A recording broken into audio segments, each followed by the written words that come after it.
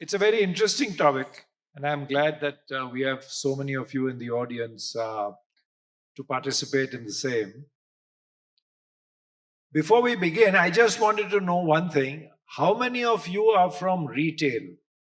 Just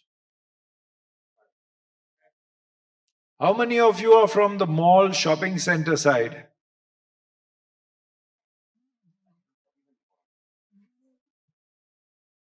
Okay, so this is an overwhelmingly retail audience, in which case I will make sure that our discussion is more centered towards retail than towards shopping centers. How many of you all are neither retail nor shopping center mall? Okay, where are you all from? Supply chain kind of thing? Textiles. You gentlemen?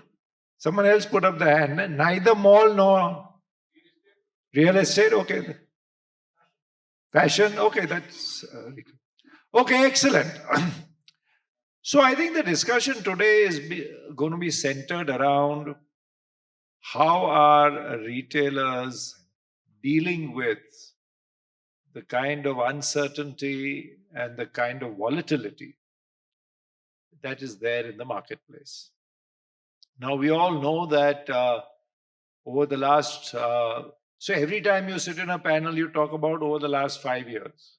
You know, so over the last 5 years, there's been a lot of changes in the way consumers shop and in the way brands approach consumers.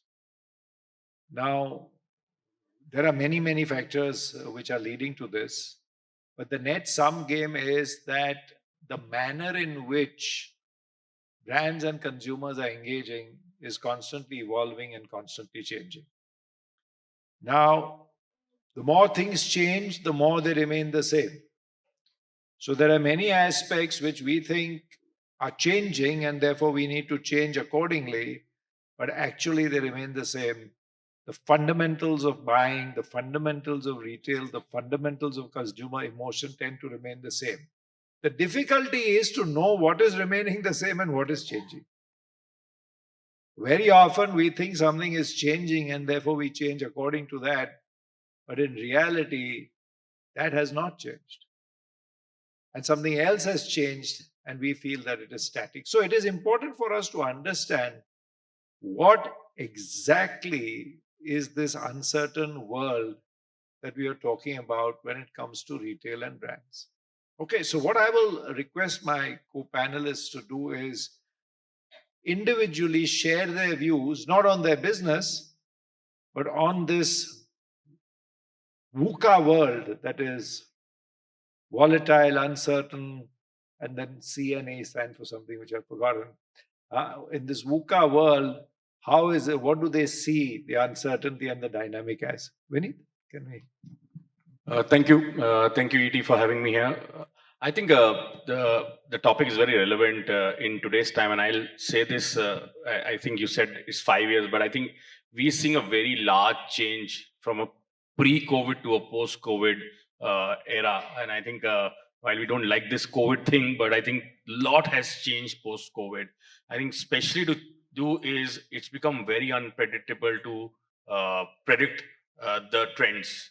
And I think we are a fashion retailer and we see these trends changing very fast. There was a time where you could actually predict 9 months ahead of time and say, okay, this will be the category, this is how it will behave, this is what the consumer want, and these are 5 trends that we are seeing globally or in India. Today, I think trends are changing faster. And it's also to do with a lot of exposure on internet. Digital is a very large influencer in our country. Also, with a lot of D2C brands coming in, we're seeing a lot more influence that side. So I think it's predictably on trend has become very, very large challenge. The other thing is to predict the overall business numbers. I think that's what I think Kavi also said.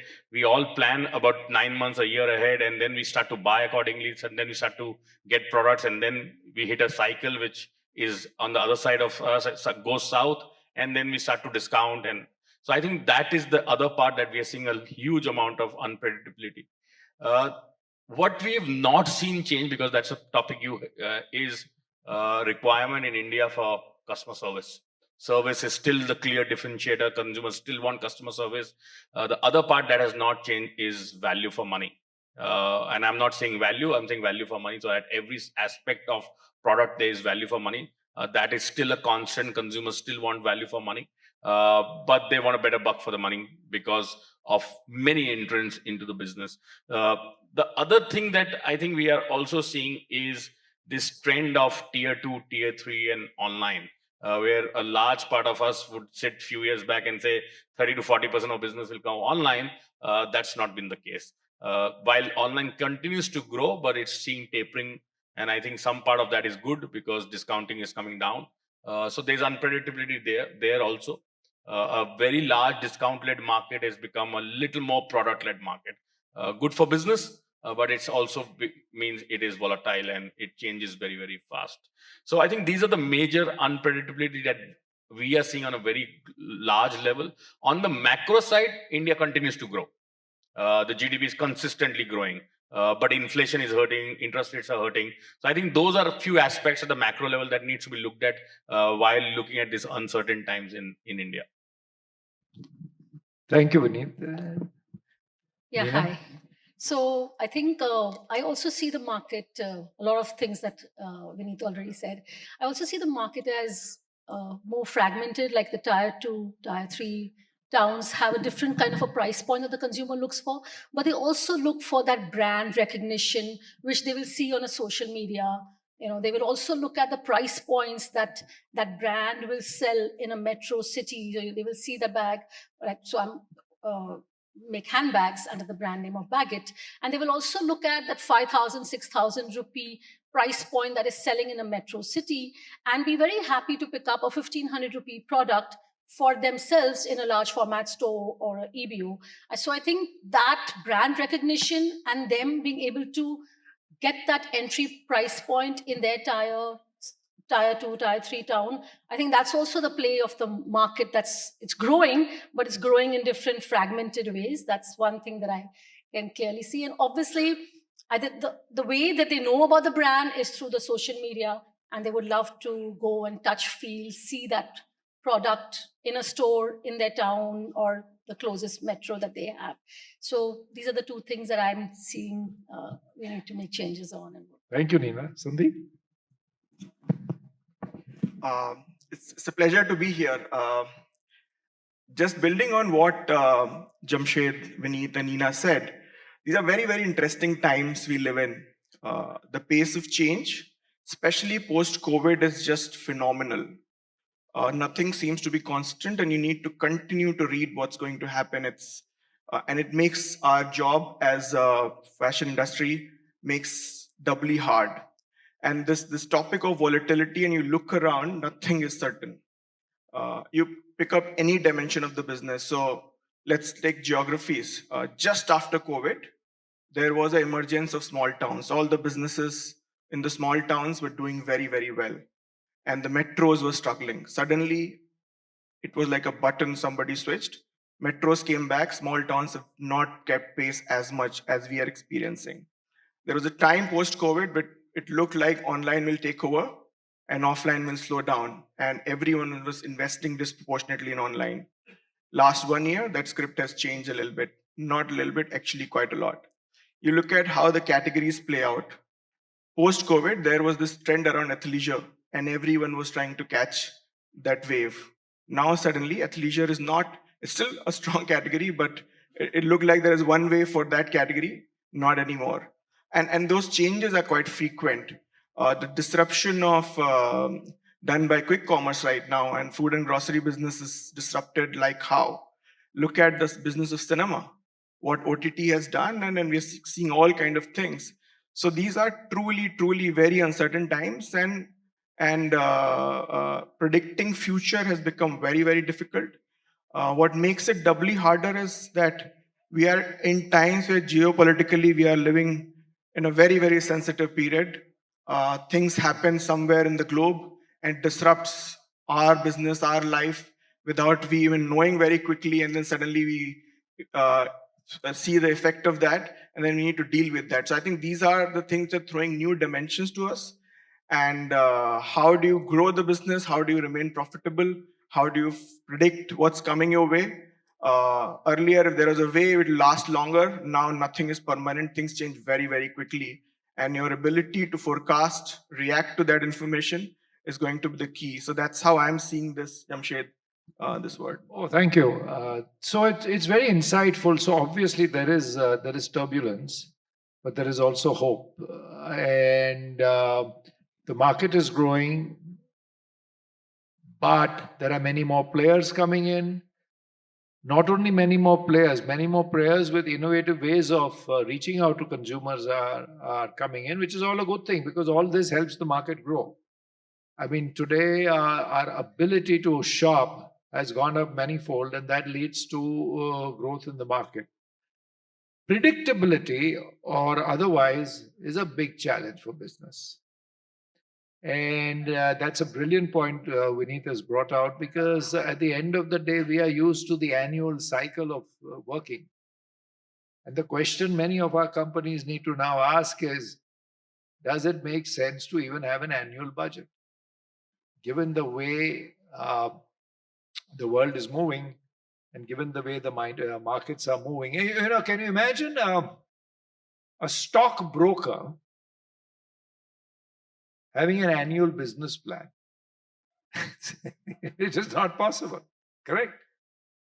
Because there is so much dynamic which is happening in the marketplace that, to have an annual business plan, I mean, he can have some limits or she can have some limits to her planning, but, so is there something in it for us retailers? Because we retailers are used to long planning cycles, but as pointed out directly and indirectly by the speakers, it may not be so. And then coming from that is the whole concept of a playbook.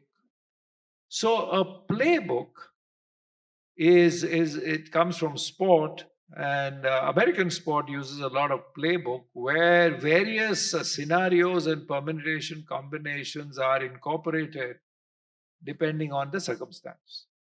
And I'm happy that our topic today includes the word playbook. So let me start with Neera. You have really evolved your business. I mean, from where back it was to where it is today.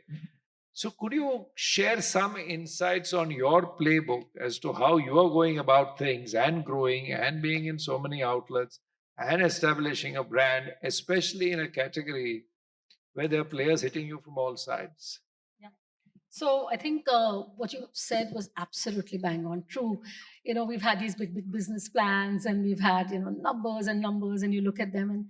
But I think what I have realized and I've moved from is, predicting and making production, which is going to hit me 4 months, 5 months later. So we've invested in the last year to have our own production facility in which it's like we did it for just like how a Zara would do for the fast fashion and the core running items. But we are now looking at the benefits of just getting something that you needed, like let's say this is selling.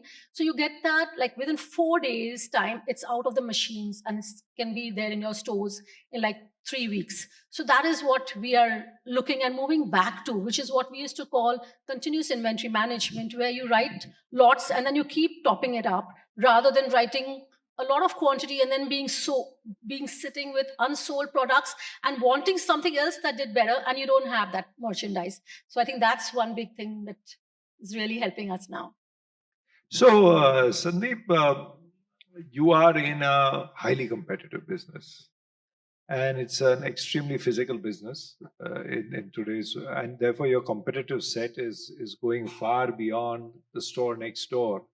Yet it's an old business. It's not something which is just started up.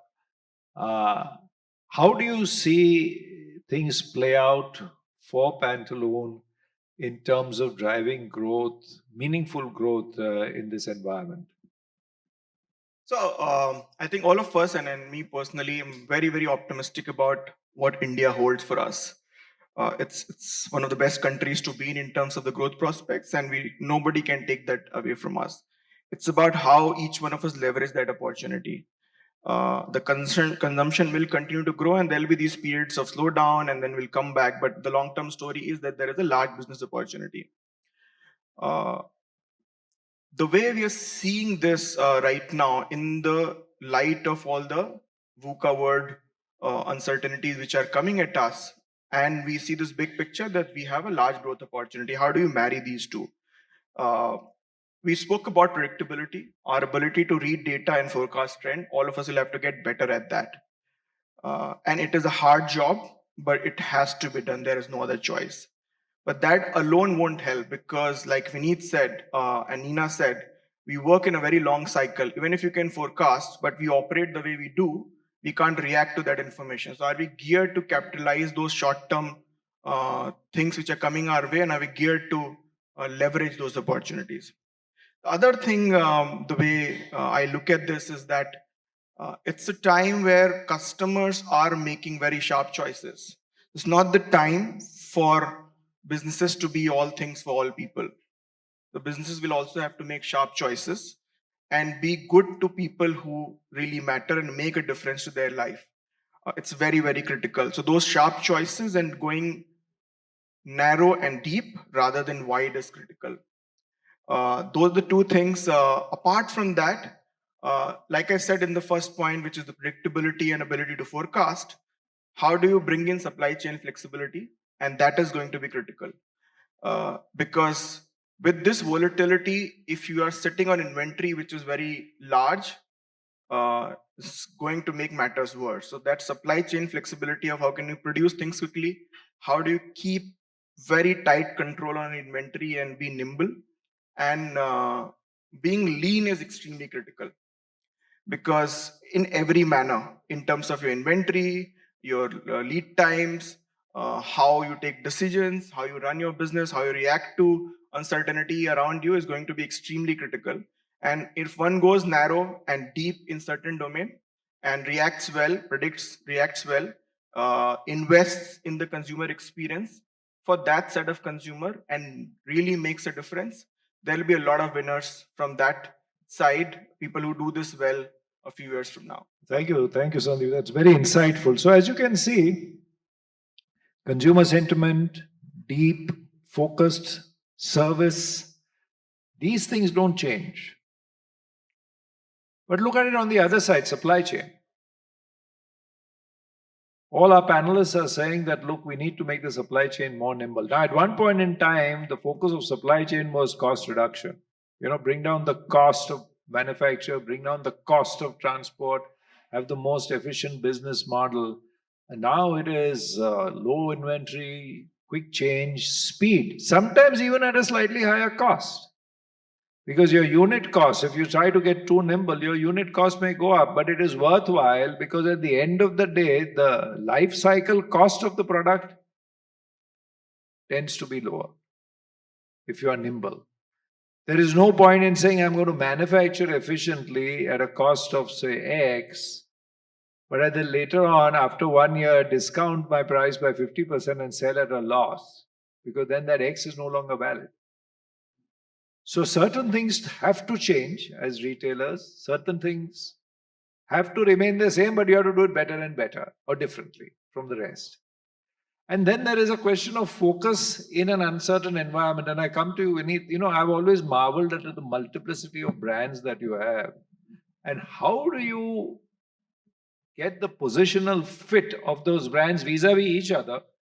And then from a consumer point of view, I know they're different sounding names, but still, how do you make sure that you're hitting the right customer points with each of your brands? So I think it's an interesting question, and it's a difficult answer. I don't think there's a playbook to do that, because if there was a playbook, it would have been played well by many others. Well, I think a lot of brands have done well in this country. I think it's about clearly defining who your consumer is. And I think I've said this before, I'm saying this again. We want to be everything for everyone. And I think that's when brands start to become that's when it starts to become a problem, because then you end up standing for no one. So very clearly, if you look at Jack and Jones, it stands for the young, trendy consumer. Now, we are not defining the age. You could be young at heart, you could be young by age, it does not matter. It's a young, trendy brand. Similarly, we have a very clear demarcation for Vermoda. What is the Vermoda stands for? It's for a mature woman. It's for global fashion that we bring to you at value for money prices. And that we stick to that for the last 15 years of our existence in India. Anytime and every time we have ensured that we are sticking to that goal. And I'll give you an example. We were the first ones to bring colored chinos to the country many years back.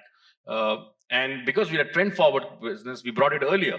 And while a lot of customers bought it, but the mass didn't bring it. But by the time the mass brought it, we didn't have it in our stores because we are looking at the next trend. Now, sometime you can say, oh, why not should we have it? But then we are not staying true to the consumer preference of what we are standing for. And I think that's very important.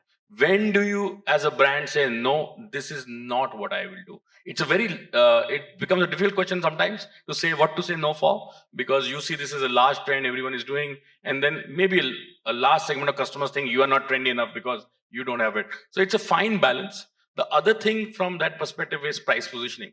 From day one, or I will say, we were very clear on the positioning we had to have on price. We've not gone much. We've not changed. While product profile, product pricing might have changed, but our pricing matrix has remained very, very constant. The third, I think, is the use of digital. We were one of the earlier adopters of digital, earlier adopters of influencer marketing, because that's something that we had to, because our trend forward customer was looking at it. So I think also looking at your media mix, I think is very important for a brand. One thing that is consistent for all our brands is product quality, the assurance of what you're buying with us, and the last that we don't talk about much is how much sustainable we are. So whether we market it or don't market it, it's different, but we need to still do that. And we run very high compliances on our brand, and I think somewhere softly that impacts customers. They realize that this brand stands for something. So I think consistency in this is far more important, and then clearly demarcating what we don't stand for. Because that is where, for the last 15 years, if you look at it, we've been in India for 16 years now. We've had the clear demarcation of where we are, and we've not changed it. Jack and Jones is not a formal brand, while formal is a very large market, right? We'll still might do some cleaner products, but we'll not do formal. We don't do formals as a market, because that's not what the young trendy consumer wants. So I think staying true is very important. The other part, I think, is creating a DNA of running brands and running different brands. So from day one, we've had different teams. While it becomes expensive initially, but it really helps clearly defining the product, the experience. So if you walk into a Jack and Jones store and you walk into a selected store, both being men's, you will find a different of experience, because a mature customer wants a very different experience to a young, trendy customer. So I think we've tried to do at many aspects of this. While I think it is a continuous job and we're still learning, and we'll continue to work better to ensure the brand stand the test of time. Thank you. That, it's so evident that in order to be a strong brand, you need to have, or a set of brands, you need to have a belief system. It's quite evident that Bestseller has a very clear belief system. And having had that belief system, you need backing of the belief system. So at the first instance of someone coming and saying, can we get a short-term gain by having more chinos and making it mass as opposed to moving on to the next trend, is a test of the belief system. And while in the short term, you may get a few rupees more, but it certainly starts hurting you in the long term if you start going against the belief system, because it is that belief system which is setting you apart from other brands. And that's another important learning, because when the markets start becoming uncertain and volatile, there is pressure. There is sometimes pressure on the top line, there is a pressure on the bottom line. And in order to alleviate the pressure, there are many brands who release their belief system. Now it may not be directly relevant, but BlackBerry is a classic case in point. For those who are from a generation where we used to use BlackBerry, they changed their belief system, thinking that the young and the trendy like our product, and therefore we will go in that direction, losing their core user base completely. So that's an interesting insight that we have here amongst the many which we've got. Now, you all mentioned 2 and 3 tier. Now, according to me, a lot of people consider 2 and 3 tier to go next because they feel that the purchasing power is not that strong. Well, that is actually a bit of a myth. Because, when you see a city like Bombay, Bombay, if you see the purchasing power, it varies from region to region. So each region is like a city in Bombay.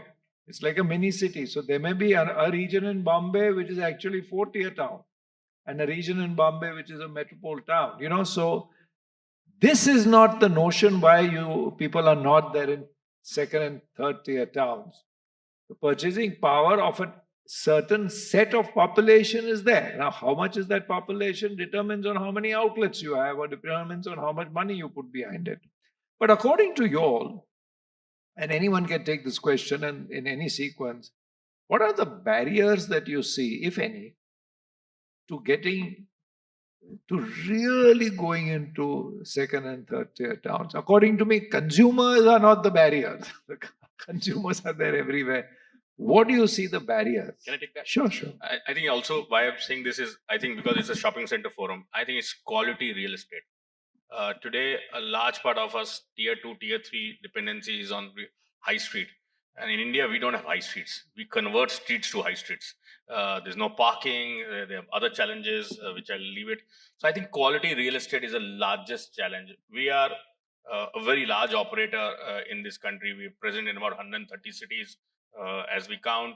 But our real estate own store operations is only 30 cities, because this quality real estate is just not existing.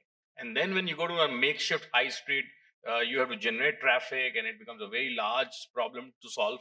And I think while tier 3, tier 4 is a tier 2, tier 3 is a very large opportunity, and we see far higher growth numbers than coming from metros, are also higher basket size, higher ASPs, because the influential people are buying our brands, but they also want a great environment. And I think that's where a very large opportunity exists for creating good shopping centers, bigger malls. And I think that's where these tier 3, tier 4, or tier 2 will start consuming much more, because the customer today prefers also an experience, just not the shop experience, but overall experience of parking, dining, entertainment. So I think that requirement is definitely there in tier 2, tier 3. Yeah. So I think the quality of real estate, I agree with Vineet, is a big challenge which as retailers we face. Uh, Adding to that, I think I'm just stepping back a little bit. I personally believe the opportunity of tier 2, tier 3 towns is there for the taking. We may be going through a period which is a little bit of slowdown in consumption, which may be impacting certain towns a little bit more versus others. To me, it's a short-term phenomena, and as and when consumption environment improves, there will be opportunity and a business case for those towns in a greater proportion. But apart from quality of real estate, the other thing, if you multiply quality of real estate, the development of infrastructure. So those small towns, access to big towns has become a lot more easier. So when they see the retail environment in their town, whatever exists, and they see what's available in a big town, and their access has become a lot more better. So now they are no longer satisfied with the inferior quality real estate, weaker product, not enough freshness. It doesn't work. So how do we solve that problem by giving them as good experience as they find in a nearby big town? And that's the challenge. How do you match the quality of real estate? How do you get enough consumption to make a good quality real estate viable? Those are the dimensions. Some of it is coming from this immediate term slowdown in demand, but I think it will change. Not hopefully not too far from now, but presenting a good environment is going to be critical. Doing a half-baked, compromised store, not so good quality, fresh product is not going to help. And if anything, it dents the brand's prospects for future. So that's how I see this. Okay. So how I see it is just like how you said. In the metros also, there's like smaller towns, and similarly in a tier 2, tier 3. I think what we have developed is a three-pronged strategy, which is SaaS, Bahu, and Beti. Okay, so and obviously there's a grid. So it's like I'm almost SaaS age because I'm 57 and I have two young kids shadowing me. Gauri will just stand up. So she's obviously Beti. She's like my daughter. She would only buy online.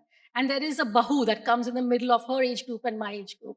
So she would normally just go to a mall and pick up her stuff. And the SaaS would typically go to, that Main Street market, go to that shopkeeper who understands her taste and say, "Acha wala dikhao." So I think if you look at, and obviously there's a socio-economic class that goes. So all the three women would carry different things, buy different things, whether it be for travel, whether it be for office. So if you understand the consumer, I think it's just uncoding it. That's how I see it. I think I'll talk about this slowdown of tier two, tier three, but I don't think there's a slowdown. I think if you look at a 5 year CAGR of a metro and a 5 year CAGR of a tier two, tier three, they're actually tier two, tier three might be a little bit ahead uh, because the growth that happened post COVID when all this work from home and people moved back to tier two, tier three, I think that growth we are not able to compete with. But if you put it in a 5 year horizon, because business has to be looked in from a long term perspective also, I don't think tier two, tier three is struggling, right? Yes, we are not able to match up to the numbers that we are trying to do post COVID in tier two, tier three. It's the same which happened with online, right? So I think we should look at it from a long term 3 to 4 years CAGR. You will see you're right up there in tier two, tier three also. It's not that it's struggling so much. So let me throw in an idea. It's a bit radical. So in hospitality, I've also spent time in hospitality, so I can share. In hospitality, very often what happens is when an operator, let's say like the Taj Group, you want to go into a place, you catch a developer, and he builds something called a build to suit property, right? So it's a build to suit property, Taj standards, so on.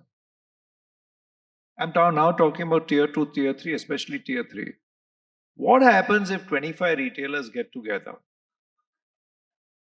form a consortium? Now, there will be some compete, some non-compete, some bigger guys, some anchor guys, but all of them want to go to tier three, let's say.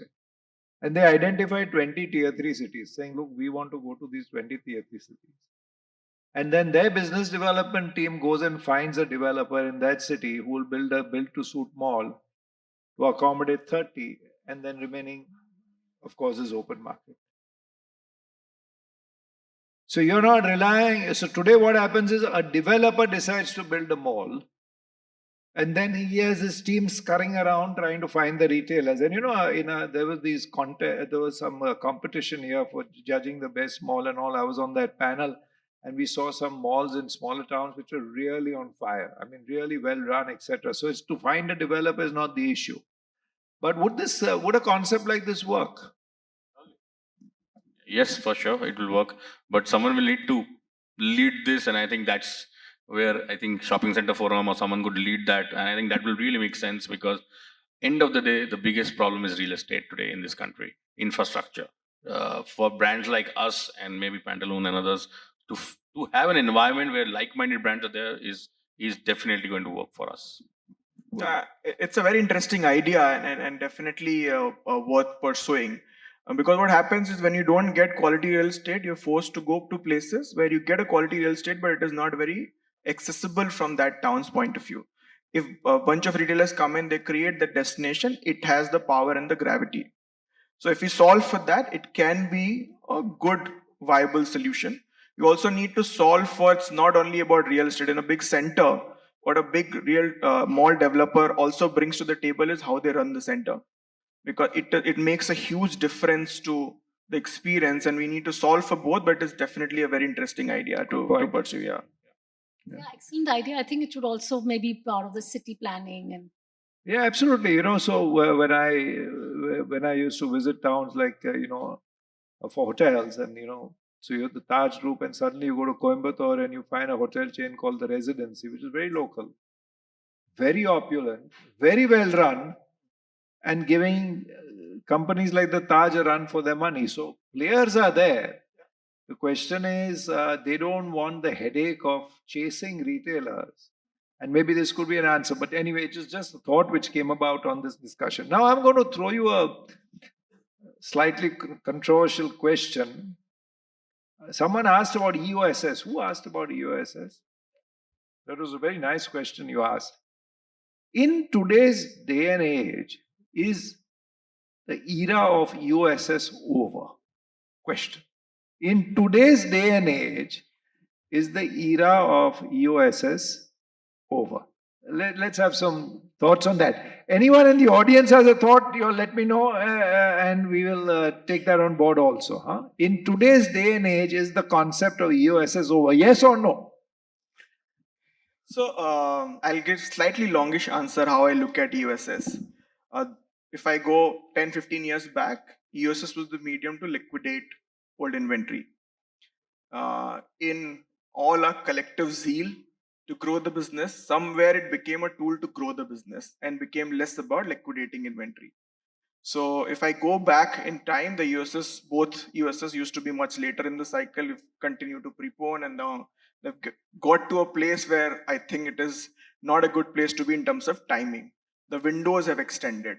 The other thing which has happened is if I go back 10 years, I would remember that when USS started, you will start with a small markdown and continue to go deeper. Now the brands are going deeper from beginning. Uh, and because of and in the previous session, like Kavi said, I think overexposure of every kind, longer window of USS, doing it early, running offers through the year, and the amount of brands and retail which is available, it is not a exciting phenomena that customers rush to. And this bit about having queues, not finding enough trial rooms, cash counters, uh, is going to be less and less because there is a lot of options available. And hence, it is important for all of us to go back to EOS's. This is my view that it is a way to liquidate inventory which is not working for you and not necessarily a way to grow your business. If we stay with that philosophy and stay true to that, it can do good because this bit about getting larger business, larger revenue, it's a downhill path the way I see this. I think it's still a bit relevant. Has lost relevance a little bit for sure, but it's still relevant for the business because it allows you to clear merchandise. That the challenge here is that it's a very large market-driven activity. Uh, Department stores go on sale early, brands follow it. Online increases, changes the dates every time for ESS, and then retailers follow it, and then brands follow it. I think it is purely dependent on individual strategy of how it will be. Will the industry change together? Answer is a no. Uh, I think brands itself will have to find their own strategy, and it purely depends on how fundamentally they look at business. So if the fundamental thing is about only top line, a lot of listed companies in this country, then it's a very large challenge for them because they have to show quarter over quarter growth. Then there are brands that are not listed at all, and they can have their own strategy. We can say, okay, we'll take a correction on top line, but maybe our gross margin P&L will remain the same. And I think it's an important step to do for long-term profitability of any brand today or businesses. The third part is the D2C. They are fresh with money. They don't care about top line, bottom line, unit economics, gross margin. I think those KPIs are not there in the dictionary. So that's only about top line and how much money can you burn. What is the next valuation round?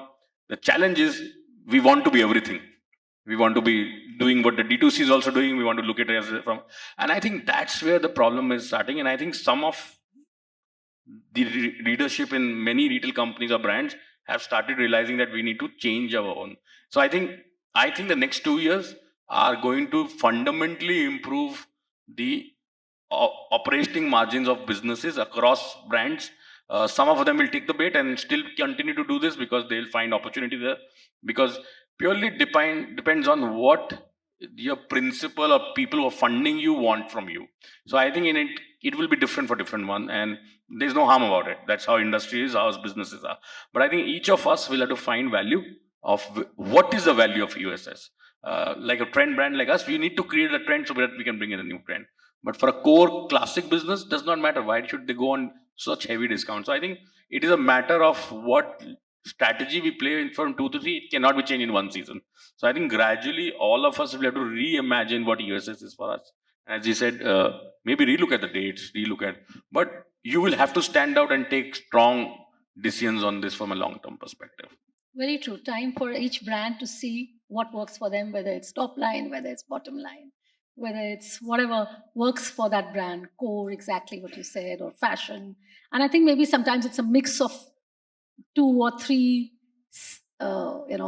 strategies for different markets. Yeah, could also be that.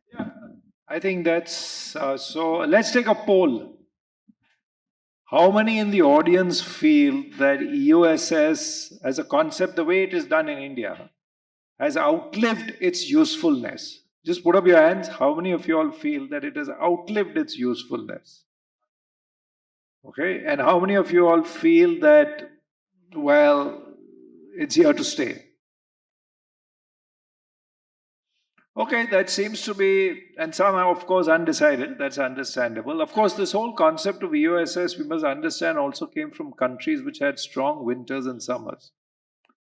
And obviously, winter clothes are really not applicable to summer and vice versa. And therefore, you had to get rid of any errors of inventory that you made. So that's one reason to have a sale.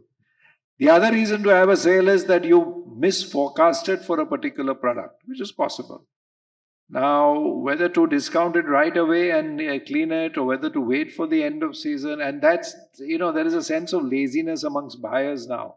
That if they get the pricing wrong, they're not bothered because they know, okay, there'll be an EOSS and we'll clear it and all that Jamela, nobody will ask me any questions. But if one product is sticking out and I have to discount it, then there is a problem in the making. And the third, of course, is a business strategy. And the fourth is playing with the herd. Everyone is going on EOSS, so I will also go on EOSS. And the dates keep shifting earlier to the extent that we'll very soon have an EOSS at the start of a season. I mean, the way things are going. In any case, I think the message is very clear that the world will continue to do what it does, and it's not going to change because we retailers want it. But as retailers, we can be on top of the game. We can be on top of the game in terms of being true to our purpose, clearly defining our purpose and being true to it, clearly understanding the volatility in the market, and constantly changing the way we approach the market in order to not only address the volatility but take advantage of the volatility. And not necessarily just do what others are doing, but carve our own presence and strategy out in the marketplace. I think malls have a big role to play in helping us do that. But unfortunately, I didn't want to talk too much about malls since most of the target audience is retail. But at the end of the day, I'd like to conclude by thanking our panel. Thank you, Nina. Thank you, Sandeep. Thanks a lot, Vineet. And thank you, Economic Times, for giving us this opportunity to share our views. Now, if there are any questions in the audience, oh, yes, sir. You want a mic? Hello, Nina. How are you? Acha, I have a question for you. Basically, I'm Jaddi Prajapati and I own a vegan leather handbag for women. I would like to ask a question to you. What guidance would you like to provide to a startup founder who wants to start a handbag manufacturing in India? That's the first question. The second question will be, what are your thoughts on biodegradable materials which are evolving right now, and will it last long, and will the people like it? Yeah. So I think it's a great time to start manufacturing in India because there is, I think, not many people besides me in the organized sector. Baggett is the only one who's manufacturing. Most of the other brands just go to China and put their labels and they come back. Some of them do a little bit of the local kind of manufacturing, but the proper finishing that you expect from a brand is missing. So it's a great place that you could do. And you never know, like they ban sports shoes, they ban so many products, the government. It could be apna time aayega, right, for you. And I think the second part for sustainable, so I was in Europe last month, but I didn't see too many things on that over there, but my heart still lies with, biodegradable. So we have a new line coming up, a new brand called Marty, and that is talking only about, papier-mâché being made into a bag, or wastages of our factory, or wastages of something else like a old rubber tire out of which we are making a bag. I think in handbags we are luckier because in apparel you need to wash it, so you can't use straw and you can't use so many materials that we can do. But I think it is, and it's niche. You'll really enjoy the creative part of it. So go for it. I just want to ask, will it be durable for people to usually use it every day? Because as you can see, I've seen a lot of baggage stores. They give a 1-year warranty, I can see. And it actually lasts long for more than 3 to 4 years. Will the biodegradable material help the customers so that they can be long lasting at the same time? So I think it is a little experimentative. We can do our best as manufacturers to ensure it lasts. But like we know, anything that's made out of nature generally will not last as much as something that's very man-made. But I think it's for a niche audience. It's like how vegan, जिसको सब्जी खरीदने के पैसे नहीं है वो तो vegan नहीं सोचेगा, right? So it's like a little upmarket niche customer. So the pricing can be a little higher because it won't last as long. But I think there is a market, and I think the young people are really looking at caring for Mother Earth, and it's our also duty to. Thanks a lot. Thank for you that. very much. Any other question? Just one last question. Yeah, Yeah, we'll take one question, sir. Yes. yeah, there's a hand up there. Can we please pass the mic right here on the left side of the hall? There. That's the one I saw. Sorry. There. Stand up. There in the center, please. Yeah.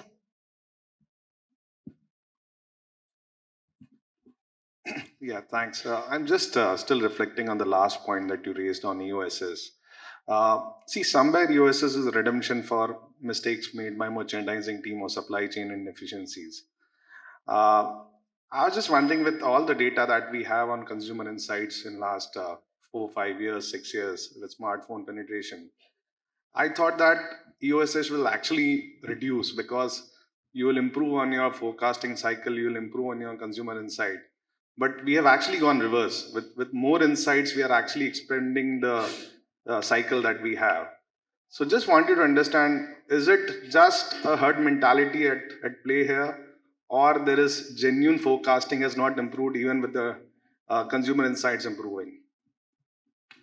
Very, very interesting question. I think it is linked to the topic of the uncertainty of able to forecast what's going to work.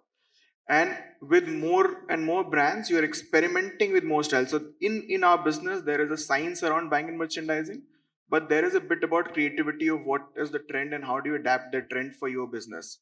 Now, in that, there is an inherent risk which one takes, right?